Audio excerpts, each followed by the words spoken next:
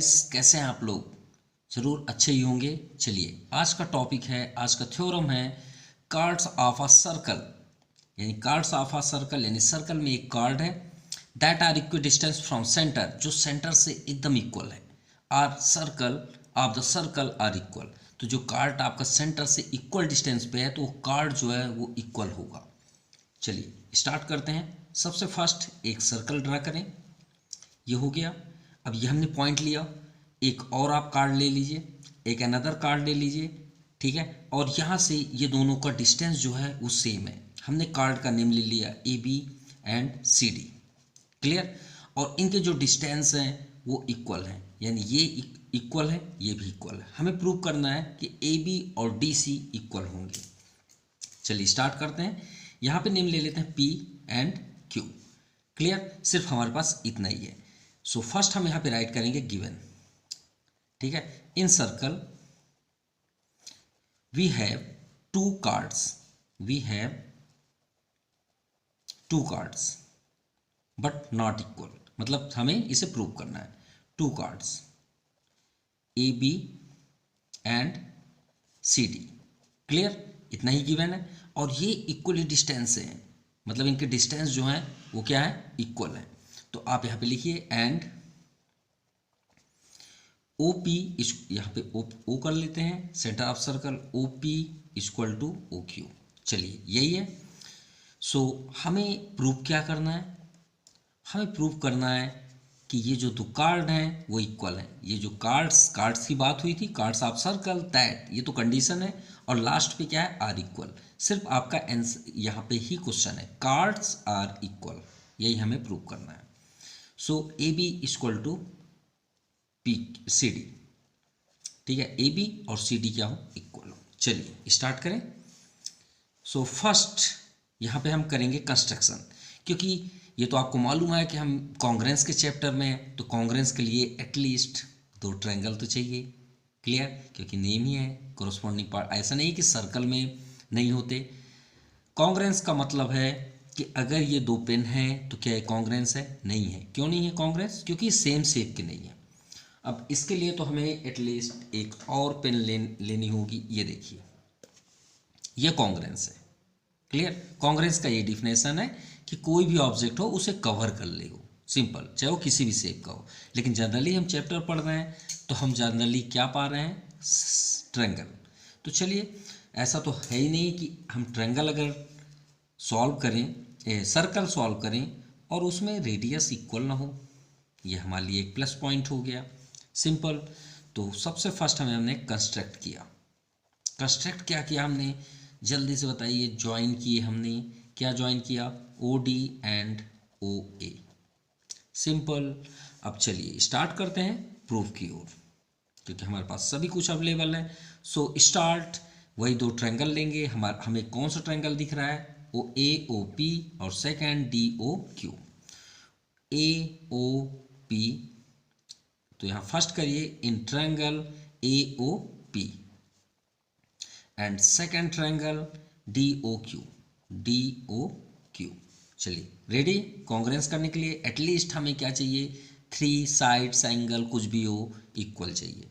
तो चलिए स्टार्ट करते हैं। रेडियस से ही कर लें क्या, चलिए रेडियस से स्टार्ट करते हैं। फर्स्ट हमें दिख रहा है O A equal to O D, O A equal to O D. ये है क्या, रेडाई ऑफ सर्कल। ऐसा कोई सर्कल है जिसकी रेडियस इक्वल ना हो, पॉसिबल ही नहीं, रेडाई ऑफ सर्कल। लेकिन एक बात याद रखिएगा, कोई भी सर्कल पूरा नहीं होता। अब बोलेंगे सर ये आप क्या बोल रहे हैं, सर्कल कभी पूरा नहीं होता। आपको यह सर्कल अगर पूरा लग रहा हो तो नो, आप गलत फहमी में है, ऐसा समझ लीजिए। क्यों, क्योंकि सर्कल अगर पूरा होगा तो फिर ये क्या है, अगर आप ये सर्कल पूरा मानते हैं तो इसका सरकमफेरेंस क्या है, 2 पाई आर। जब पाई ही पूरा नहीं है तो सर्कल पूरा कैसे होगा, no, this is impossible, clear. उसे तो लेट किया गया है कि 22/7 या 3.14 आप यूज़ करें। जब वही पूरा नहीं है तो सर्कल के क्वेश्चंस सॉल्व पूरे नहीं हो सकते। चलिए आगे देखें। फर्स्ट हमें रेडियस इक्वल मिल गया। देन सेकंड बात करें तो हमने प्रॉपर्टी, बहुत सारी प्रॉपर्टी अटेंड की। इससे पहले हमने लास्ट वीडियो देखिए, अब भी जस्ट हमने अपलोड किया है। Equal chords of a circle are equal distance from centre, इसके जस्ट पहले का देखिए, इसमें हमने कितनी प्रॉपर्टी लगाई कि अगर सेंटर ऑफ सर्कल से आप कोई भी स्ट्रेट लाइन ड्रा करते हैं किसमें, कार्ड में, तो क्या होता है 90 डिग्री होता है। ये इसकी प्रॉपर्टी है, the straight line draw from the centre of circle to bisect the chord is perpendicular to the chord, simple. और एक और कौन सी प्रॉपर्टी होती है कि अगर परपेंडिकुलर इसमें ड्रा कर रहे हैं तो कार्ड को क्या करती है, इक्वली पार्ट्स में डिस्ट्रीब्यूट करती है, तो the perpendicular to the chord from the centre of circle is bisect the chord, ये भी एक प्रॉपर्टी है।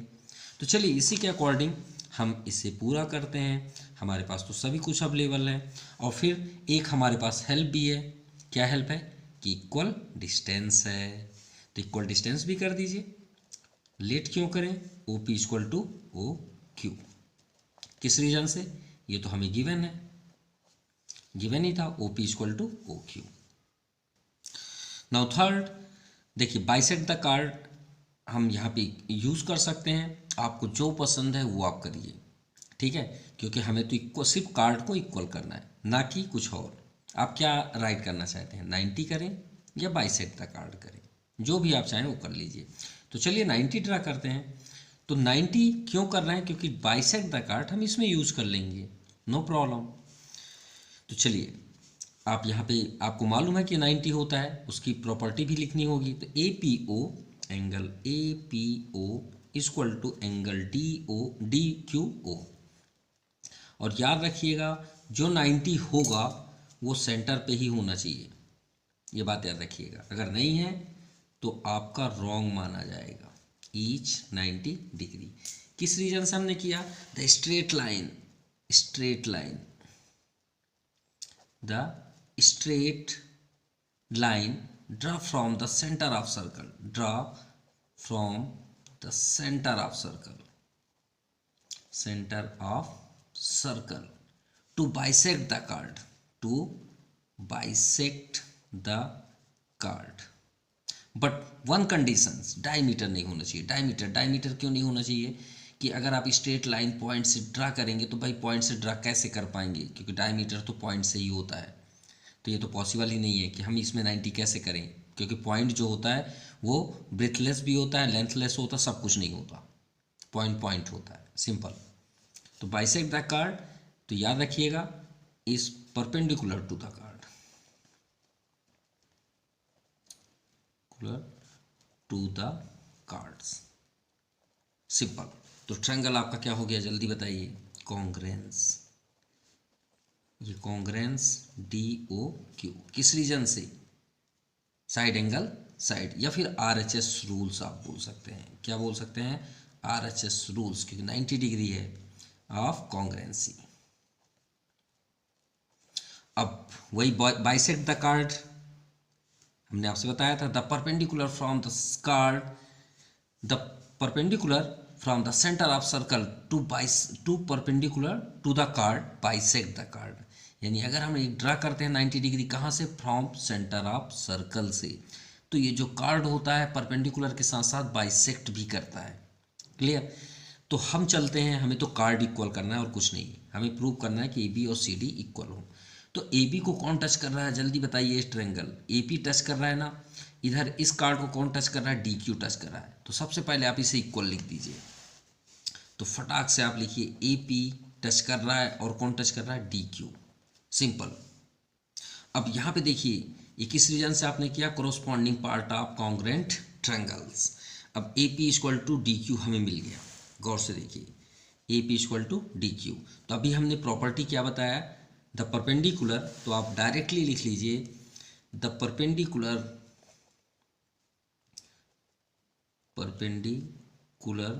From the centre of circle, from the centre of circle to the chord, to the bisect the chord, ठीक है, to the bisect the chords, simple. तो इसका means क्या हुआ कि अगर परपेंडिकुलर ड्रा होती है तो ये इसे क्या करते हैं, बाइसेक्ट द कार्ड, यानी AP equal to PB, DQ equal to QC। तो इसका मीन्स क्या है कि ए बी का ये हाफ है। कौन कौन? A P equal to P B. तो क्या हम A P equal to 1/2 A B लिख सकते हैं, क्योंकि ए पी जो है वो हाफ किसका है? ए बी का। तो चलिए यहाँ पे ड्रा करिए जल्दी। ए पी ए है तो ए पी किसका हाफ है? ए बी का। सिंपल। सेकंड देखते हैं। सेकंड देखिए क्या है? डी क्यू किसका हाफ है? सी डी का। तो यहाँ पे लिखिए डी क्यू, ये भी है हमारे पास डी क्यू, किसका हाफ है? सी डी का। तो यहाँ पे इसे हम फर्स्ट इक्वेशन कर लेते हैं, क्योंकि हमने अभी प्रूव किया फर्स्ट को, ठीक है। अब इसे आप यहाँ पे करिए फ्रॉम इक्वेशन फर्स्ट। तो देखिए डी क्यू के प्लेस पे हम ए पी राइट कर सकते हैं, कर लीजिए। ये आपका डी क्यू है तो वहाँ क्या हो गया? A P equal to 1/2 D C रहने दीजिए। क्लियर। अब यहाँ पे आप आ जाइए, इसे सेकंड इक्वेशन कर लीजिए और इसे कर लीजिए आप third. From equation second and third. A P से ए पी क्या हो गया? कैंसिल। फ्रंट पे आ गए कौन? ए बी और डी सी। 1/2 से 1/2 कैंसिल, और ये हमारा कार्ड इक्वल हो गया। क्या हुआ? A B equal to C D या डी सी आप करिए, जो हमें प्रूव करना था। So hence proved A B equal to D C. Clear.